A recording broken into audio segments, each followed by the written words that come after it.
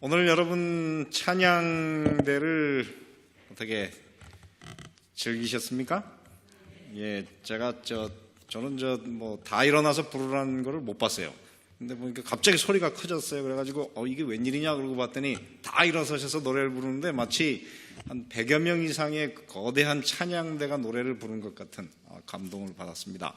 참 좋은 시간이었습니다. 그리고 오늘 또 우리 시니어 밴드가 오늘 밴드를 헌금송을 하셨는데 이제까지는 제가 늘 보면 한두 번 이렇게 틀리시는 데가 있었어요.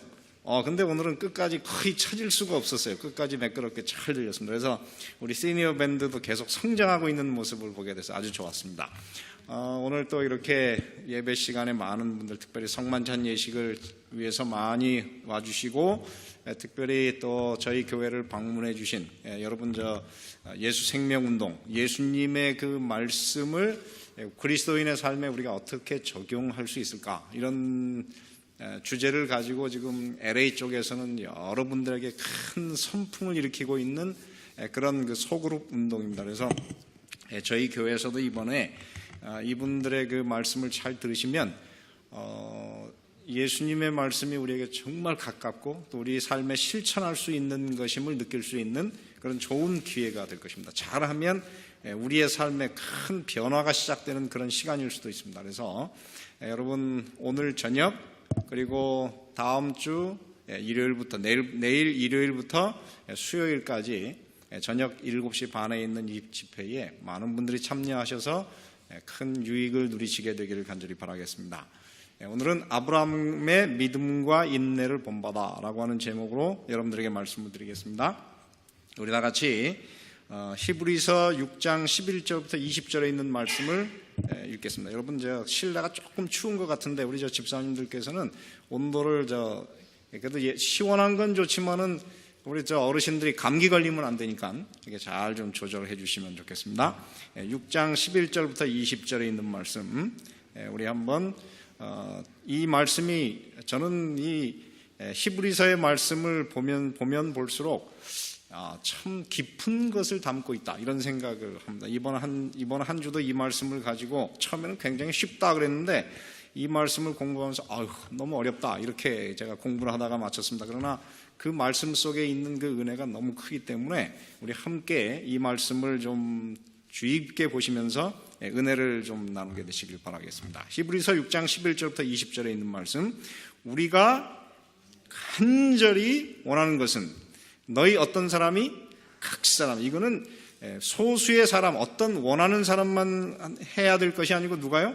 각 사람이 동일한 부지런을 나타내어 언제까지? 끝까지, 우리가 예수님을 만나는 그날까지 소망이 어떻게 해요? 부족하지 않고 풍성함에 이르러 게으르지 아니하고 믿음과 오래 참음으로 말미암아 약속들을 기업으로 받는 자들을 본받는 자 되게 하려는 것이니라. 하나님이 아브라함에게 약속하실 때에 가리켜 맹세할 자가 자기보다 더 큰 이가 없으므로 자기를 가리켜 맹세하여 가라사대 내가 반드시 너를 복주고 복주며 너를 번성케 하고 번성케 하리라 하셨더니, 이게 굉장한 약속입니다. 내가 반드시 너를 복주고 복주며 너를 번성케 하고 번성케 하리라 하셨다. 그런데 이 말씀을 하나님께서 그냥 약속하신 것이 아니고 거기다 무엇까지 했습니까? 맹세를 했어요. 맹세.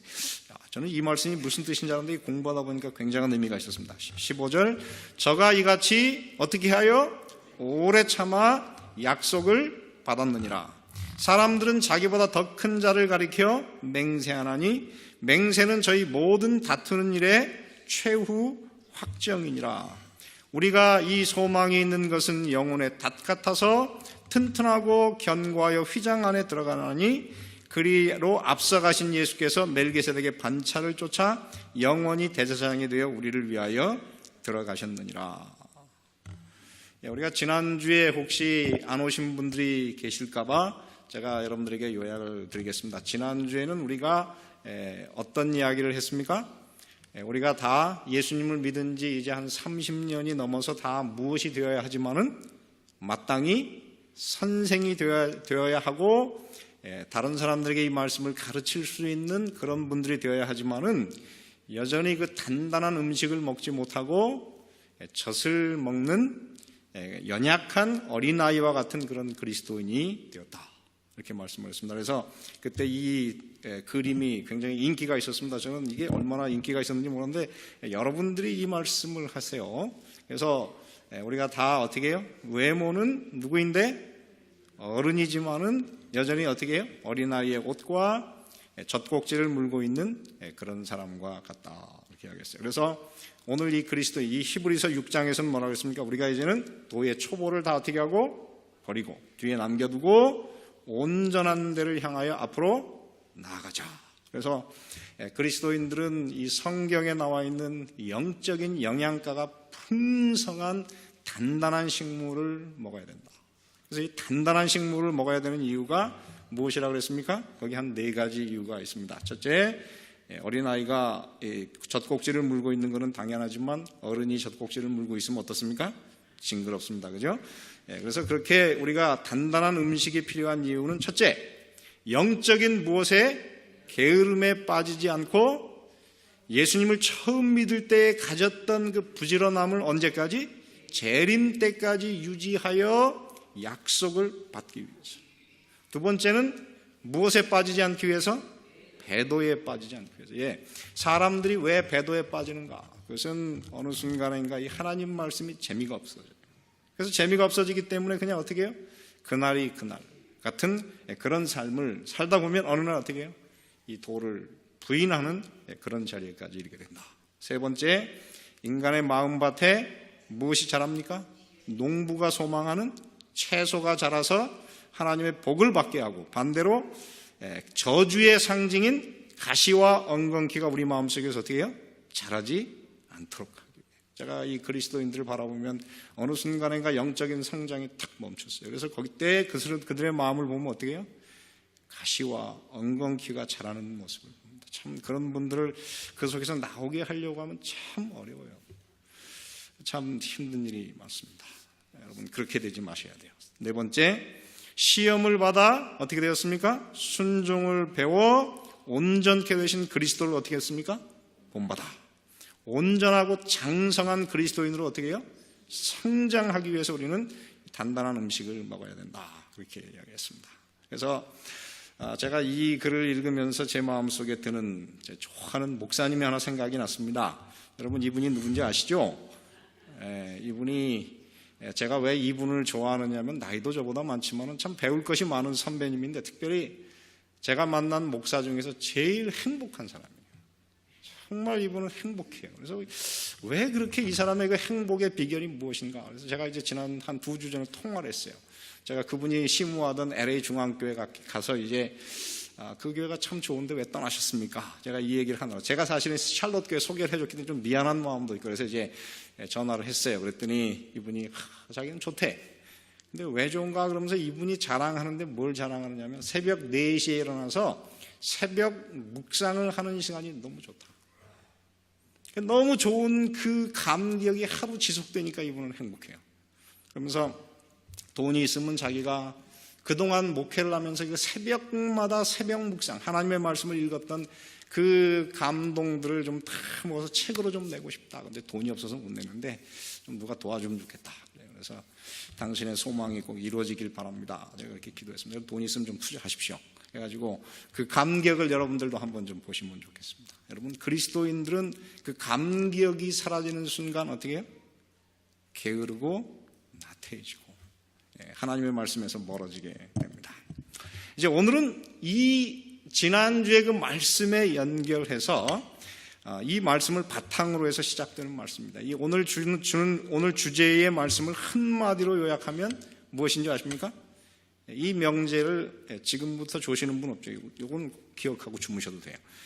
뭐라 그러냐면은 이렇게 합니다. 믿음과 오래 참음으로 무엇을? 약속을 기업으로 받는 사람들을 어떻게 하라? 본받으라. 성경에는 믿음과 오래 참음을 통해서 하나님께서 주신 그 약속을 받을 사람들이 어떻게 해요? 많습니다. 근데 그 사람들을 어떻게 해요? 본받아라. 그래서 이 말씀이 오늘 어디에 말씀을 그대로 쓴 것이냐면 히브리서 6장 11절 12절에 있는 말씀을 쓴 것인데, 이 말씀 가운데 오늘 본문에 계속 반복되는 단어들이 다 나와 있어요. 사실 하나 빼고는 다 나와 있어요. 우리가 간절히 원하는 것은 너희 각 사람이 동일한 부지런을 나타내어 끝까지 뭐라 했습니까? 소망의 풍성함에 이르러 게으르지 아니하고 믿음과 오래 참음으로 말미암아 무엇을? 약속들을 기업으로 받는 자들을 본받는 자 되게 하려는 것입니다. 자, 그래서 이 말씀 가운데 계속 반복, 히브리서 지금 6장에서 계속 반복되는 단어가 있습니다. 무엇일까요? 여기 소망도 반복됩니다. 또 믿음도 반복이 돼요. 또 오래 참음도 나오고, 또 무엇도 나옵니까? 약속도 나옵니다. 그런데 여기에 빠진 게 하나 있어요. 무엇이 빠졌을까요? 사랑은 아닙니다. 뭐가 있을까요? 여기 보면 맹세라는 단어가 있어요. 그래서 믿음이라는 단어는 한 번 나오는데 사실은 두 번 나오는 것 같아요. 그래서 믿음이라는 단어가 굉장히 중요하고, 그 다음에 이 믿음과 오래 참음이라고 하기 때문에 믿음과 오래 참음은 사실 거의 같은 의미인데, 오래 참음이라는 단어가 두 번 나와요. 그래서 하늘나라에 들어가는 사람들은 반드시 믿음과 무엇을 가져야 됩니까? 오래 참음을 가져야 돼요. 그 다음에 그리스도인들은 믿음과 오래 참음을 통해서 무엇을 받는다 그랬습니까? 약속을 받는데, 그 약속을 기다리는 것이 무엇이고? 소망이에요. 그래서 약속이란 말이 4번 나오고, 소망이란 말이 4번 나오고, 마지막 약속을 틀림이 없다고 보증하는 것이 무엇입니까? 맹세. 그래서 맹세라는 단어가 5번 나옵니다. 이 모든 단어들이 사실은 히브리서 6장 11절 12절에 나오는 그런 단어들입니다. 자, 그래서 여기에 믿음과 오래 참음을 통해서 약속을 기업으로 받는 자들을 본받으라 하는데, 그 중에 대표적인 사람이 누구입니까? 본받아야 될 대표적인 한 사람이 누구예요? 아브라함. 여러분들은 참, 우리 올랜도 중앙교인들은 똑똑하세요. 제목을 잊지 않으셨군요. 그리고 이 아브라함이라는 단어가 여기에 몇 번 나옵니까? 한 번 나와요. 여러분, 이 히브리서에서 사람 중에서 제일 많이 이름이 나오는 사람이 누굴까요? 아브라함 같지만은 아브라함보다 더 많이 나오는 사람이 하나 있습니다. 누구냐면, 그래서 이 아브라함에 대해서 뭐냐면, 저가 이같이 어떻게 해요? 오래 참아 약속을 받았느니라. 그런데 이 아브라함이라고 여기 보면은 모세라는 단어가 몇 번 나옵니까? 11번 나와요. 왜냐하면 구약에 나오는 성소보다 더 좋은 하늘 성소, 구약의 언약보다 더 좋은 새 언약, 구약의 아론의 제사장보다 더 좋은, 더 나은 멜기세덱의 반차를 따른 예수님의 그 대제사장직, 다 이렇게 비교하기 때문에 이 모세라는 말이 몇 번 나옵니까? 자그만치 11번 나오는데, 아브라함이라는 말이 모세 못지않게 몇 번이나 나와요? 히브리서에 10번이나 뜬 거예요. 그래서 2장, 6장, 7장, 11장에 계속해서 이 말씀이 반복해서 나오는 굉장히 중요한 그런 단어입니다. 그런데 그 중에서 특별히 하나님께서 누구를 본받으라 그랬어요? 아브라함을 본받으라. 그래서 히브리서 2장 16절에 저는 그 말, 히브리서 2장을 공부할 때는 그 말의 의미를 몰랐어요. 여기 보면 이는 실로 천사들을 붙들어주려 하심이 아니요 오직 누구를 붙들어준다 그랬습니까? 아브라함의 자손을 붙들어주려 하십니다. 이 땅에 있는 모든 그리스도인을 히브리서 저자는 뭐라고 불렀습니까? 아브라함의 자손이라고 불렀어요. 왜 그렇게 불렀을까? 제가 몰랐는데 오늘 성경을 공부하다 보니까 이 땅에 살아가는 모든 그리스도인들은 하늘에 들어가기 위해서 아브라함의 믿음과 오래 참음을 어떻게 해야 돼요? 본받아야 돼요. 이 본받는다고 하는 뜻이 무엇입니까? 모방하다. 그래서 여러분, 사람들이 말이죠, 새로운 것을 창조할 때 제일 먼저 하는 것이 무엇입니까? 최선의 창조는 무엇이다?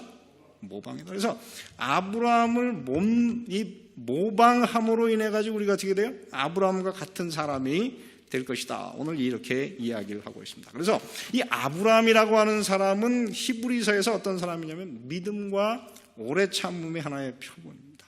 이 아브라함이라고 하는 사람은 사실 참 대단한 사람입니다. 이 아브라함은 이 믿음의 계시를 통해서 말이죠. 이 계시를 통해서 믿음이 계속 교정을 받고 성장을 하는 사람입니다. 나이 75세에 하나님께서 아브라함을 부른 다음에 내가 너로 큰 민족을 이루고 내 씨로 말미암아 온 세상이 복을 받을 것이다. 이런 약속을 했지만은 그 약속을 믿고 이제 자기의 그 고향인 갈대아 우르를 떠나서 가나안 땅에 가서 10년을 살았지만은 자녀가 있었습니까? 없었습니까?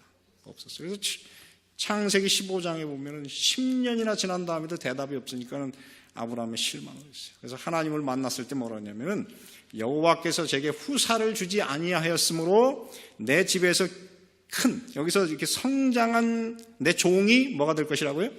후사가 되겠다. 그랬더니 하나님께서 뭐라고 말씀하십니까? 아니야. 내 어디에서? 몸에서 난 자라야 후사가 될 것이다. 그랬더니 아브라함이 어떻게 했습니까? 하나님이 말씀하실 그 말씀을 그대로 받아서 자기의 믿음을 어떻게 했어요? 바꿨어요. 교정했어요. 그랬더니 이번엔 사라가 뭐라 그래요? 당신에게서만 남으면 되니까는 이제 어떻게 해요? 그럼 나는 애를 못 낳으니까 어떻게 해요? 애를 낳을 수 있는 여자를 내가 하나 줄 테니까 거기서 애를 낳아라. 그래서 이스마엘을 낳았어요. 그랬더니 하나님께서 이번엔 또 16장에서 뭐라 그래요? 사라에게서 난 자라야 내 후사가 되리라. 또 고쳐주세요. 근데 아브라함이 어떻게 합니까? 그 말을 받아들였어요. 받아들이고 난 다음에도 얼마나 더 지났습니까? 세월이 지나서 99세가 되었습니다. 99세가 되었을 때는 어떻습니까? 그의 몸으로 보면 이렇게 썼어요. 사실은 히브리서 11장 11절 12절에 보면 믿음으로라는 말이 제일 앞에 있지만은 이거는 사실 그 의미로 보면 그것을 중간으로 바꾸는 게 좋아요. 사라 자신도 나이 늙어 어떻게 됐지만은 단산했지만은 무엇을 가졌을 때에 믿음을 가졌을 때에 단산한 여자가 무엇을 얻었습니까? 잉태하는 힘을 얻었으니 이는 약속하신 일을 어떻게 해요? 믿으신 줄, 변함이 없으신 신실한 줄 압니다. 그러므로 무엇한 자와 방불한 죽은 자와 방불한 한 사람으로 말미암아 하늘의 허다한 별과 또 해변의 무수한 모래와 같이 생육하게 되었느니라. 그렇습니다. 이 아브라함은 하나님의 말씀을 통해서 그의 믿음의 부족을 계속 어떻게 했어요? 계속 교정하고 또 교정하여 나중에 어떻게 해요? 큰 민족을 이룰 수 있는 그 성숙한 믿음으로 성장을 했습니다. 그런데 그 성장하는 과정에 있어서 그는 믿음과 무엇이 필요했습니까? 기다림이 필요했어요. 인내가 필요했습니다. 오래 참는 인내가 필요했습니다. 여러분, 이 땅에 살아갈 때 여러분 어떻습니까? 저도 이제 예수님 안식일 교인이 된 지가 벌써 제가 대강 따져보니까 32년이 됐어요. 32년 동안 제가 지나보니까 저도 많은 실망을 당했고 많은 괴로움도 당했습니다. 그런 경험을 통해서 믿음이 어떻게 해요? 변화되고 성숙하는 그런 과정을 겪게 되었습니다. 여러분, 오늘도 어쩌면 여러분 중에는 그런 믿음의 변화와 성숙과 기다리는 시간을 가지고 계시는 분들이 있는지 모르겠습니다. 여러분들의 그런 시간이 참 괴롭고 아픈 시간입니다. 그러나 여러분 결코 포기하지 마시기를 바랍니다. 하늘에서 하나님께 주신 그 약속은 무엇과 무엇을 가지고 믿음과 어떻게 해요? 오래 참음을 통해서 그것을 기업으로 받는다고 말씀하시기 때문입니다. 여러분 혹시 이것을 아십니까? 이게 뭘까요? 좀 잘 안 보이나요? 프라이팬에서 지금 뭐가 끓고 있습니까? 물이 끓고 있어요. 근데 이 물이 어디까지 온도가 올라가야 끓습니까? 100도까지 올라가야 끓어요. 99도까지 가면 어떻습니까? 물은 끓지 않아요. 그래서 많은 사람들이 나는 이제 이만큼 내가 믿었으니 됐다 그러지만은 하나님께서 보실 때는 아직은 어떻게 해요? 100도가 되지 않았기 때문에 99도에서 멈추지 말라고 하는 것입니다. 여러분 이게 무엇인지 아십니까? 증기기관차인데 이 증기기관차는 그 안에 이 게이지가 있다고 합니다. 그 게이지가 몇 도까지 올라가면 이 증기기관차가 움직이기 시작합니다. 이 불을 계속 떼가지고 이제 김을 막 쏘여가지고 이게 이 기관차를 움직이는데 그 기관차 안에 있는 그 말하자면 그 엔진의 온도가 몇 도까지 올라가야 되는 줄 아십니까? 212도를 올라가야 움직이기 시작한다 그래요. 근데 계속 불 때다가 이제 지쳐가지고 211도에서 딱 멈추면 어떻게 될까요? 미안하지만 그 기차는 움직이지 않습니다. 그러므로 오늘 우리가 어떻게 해요? 믿음과 무엇을 가져야 됩니까? 오래 참음으로 기다리면서 어떻게 해요? 성숙하는 과정을 겪어야 하는 것입니다. 그래서 히브리서 10장 36절 39절에 보면 이렇게 썼습니다. 너희에게 무엇이 필요함은 인내가 필요합니다. 같은 단어예요. 오래 참음이 필요함은 너희가 하나님의 뜻을 행한 후에 무엇을 약속을 받기 위함이라. 잠시 잠깐 오면 오실리가 오시리니 지체하지 아니하시리라.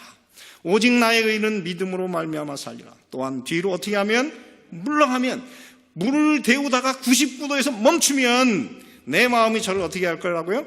기뻐하지 아니하리라 하셨느니라. 우리는 뒤로 물러가 침륜에 빠질 자가 아니요 오직 영혼을 어떻게 해요? 구원함에 이르는 무엇을? 믿음을 가진 자니라. 이렇게 말씀하고 계십니다. 사랑하는 성도 여러분, 여러분들의 오늘의 삶이 힘드시지만 참으시길 바랍니다. 인내하시길 바랍니다. 여러분 혹시 율리시스라고 하는 그 소설 아십니까? 이게 제임스 조이스라고 하는 사람이 쓴 소설인데, 이게 미국의 출판사 협회에서 20세기가 지은 100권의 걸작 사람이 쓴 글 중에서 100권을 뽑았는데 그 중에서 넘버1이 바로 20세기가 난 최고의 소설이 율리시스예요. 근데 이 사람이 그 묘사한 그 글 가운데 어떤 하루를 묘사하는데 이 사람은 그것을 고치고 또 고쳐가지고 그 한 장면 하루를 묘사하는데 8년이 걸렸어요. 굉장한 애를 써가지고 그 작품이 완성되었을 때 20세기 최고의 작품이 됐습니다. 여러분 혹시 이것이 뭔지 아십니까? 이건 저희 집사람이 제일 좋아하는 영화예요.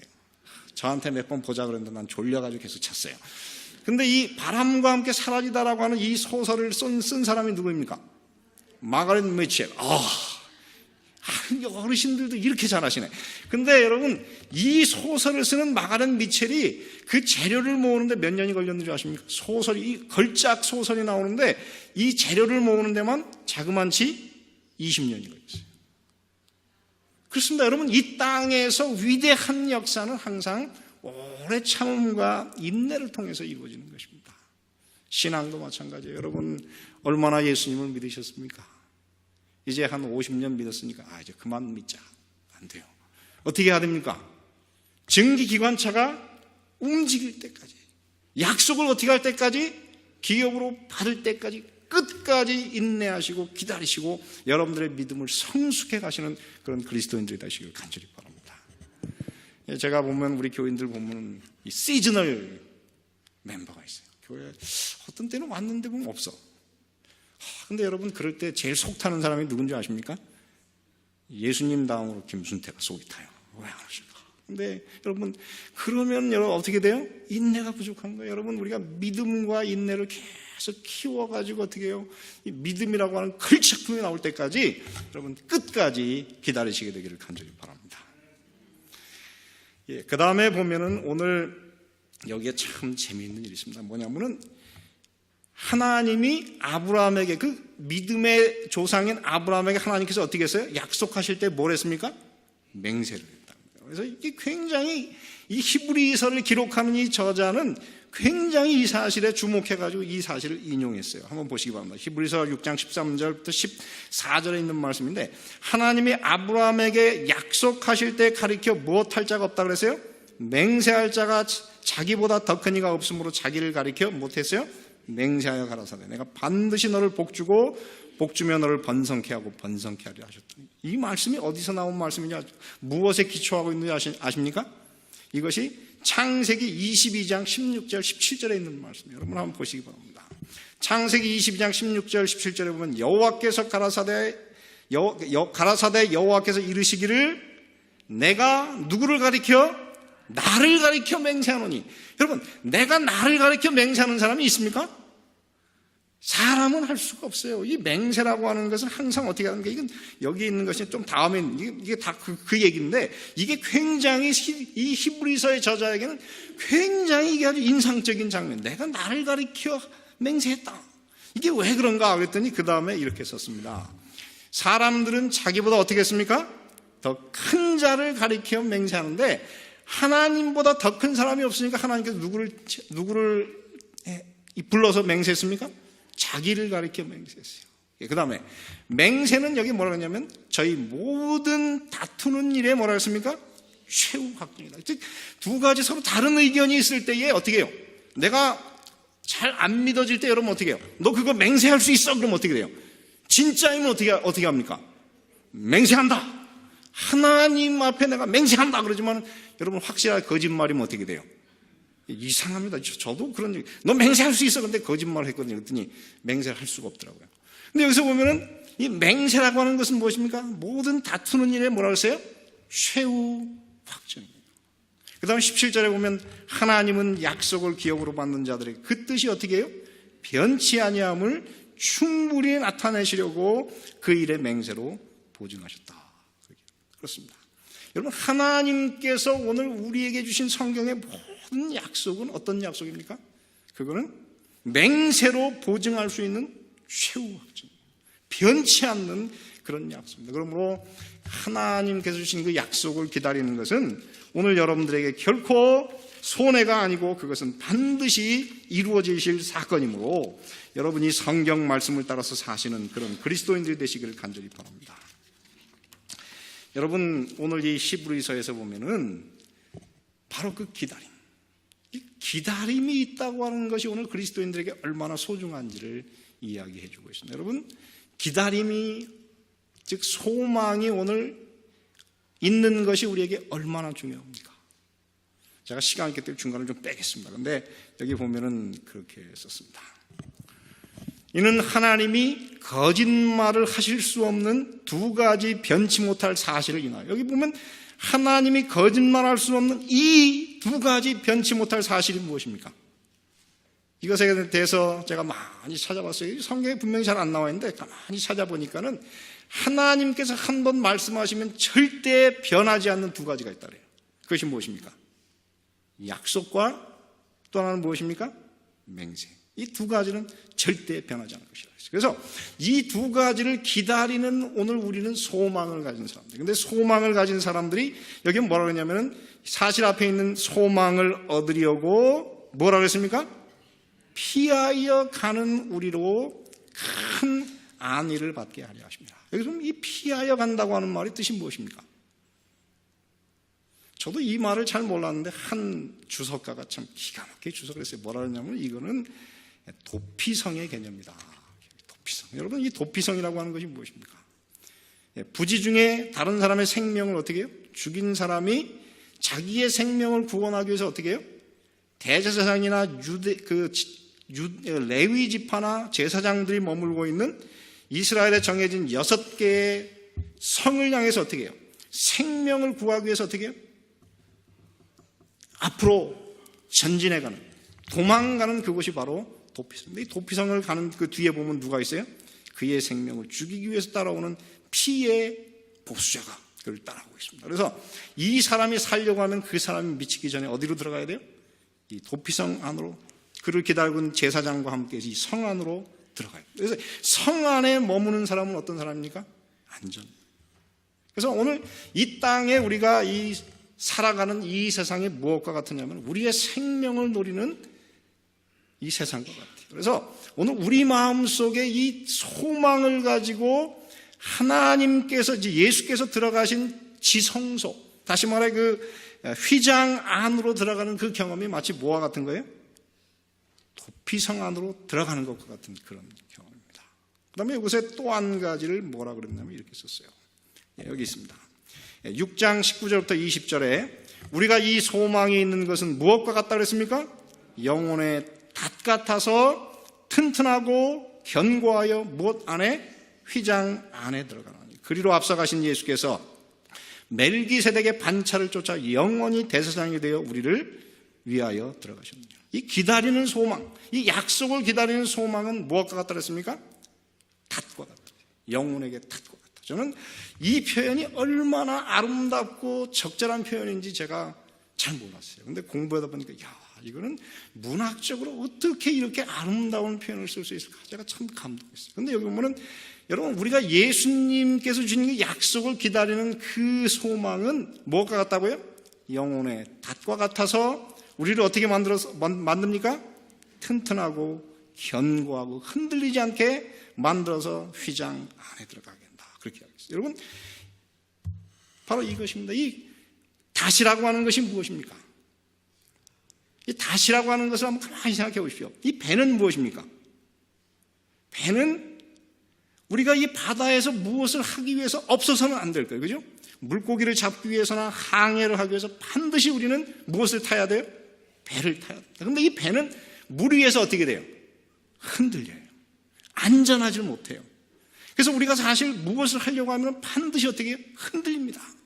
그런데 이 흔들리는 배가 안전하게 되려고 하면은 이 닷을 통해서 어디에 내려야 돼요? 흔들리지 않는 땅에 딱 내려야 됩니다. 그러면 이 흔들리고 안전하지 못한 이 배가 어떻게 됩니까? 안전하게 돼요. 그래서 이 닷을 무엇이라고 묘사했느냐면 이렇게 묘사할 수 있습니다. 닷은 흔들리고 요동하는 것을 어떻게 해요? 흔들림이 없는 견고한 땅과 연결시켜 튼튼하고 안전하게 하는 것이다.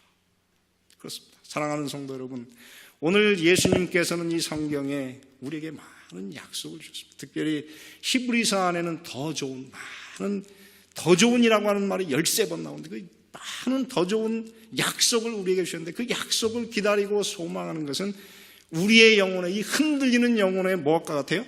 닷과 같이 우리의 영혼을 흔들림이 없는 하늘 지성소에 이렇게 탁 붙잡아매는 것과 같다고 했어요. 그래서 여러분, 오늘 이 땅에서 예수님을 믿는 그 소망 가운데 사는 것이 참 중요한 것입니다.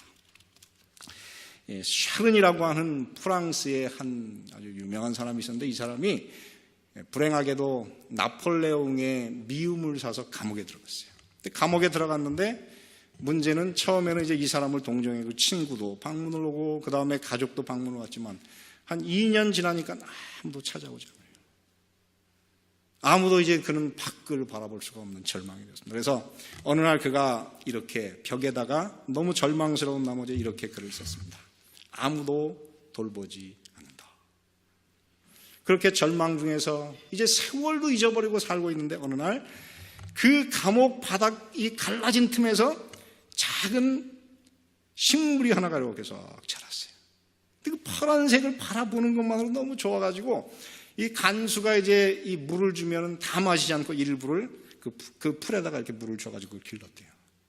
점점 커가지고 나중에 그것이 아름다운 꽃을 맺어가지고 그 감옥을 환한 향기와 아름다운 꽃으로 만들었습니다. 그래가지고 이 사람이 그 식물을 바라보면서 그 꽃을 바라보면서 그 글을 자기가 전에 썼던 글을 지우고 그 다음에 이렇게 썼습니다. 하나님이 돌보신다. 근데 그것이 소문이 나가지고 이 꽃이 소문이 나가지고 어느 날 바로 옆방에 방문 왔던 젊은 여자아이가 이 사람이 있는 방을 바라보고 그 감옥 속에 꽃이 있는 걸 알게 됐어요.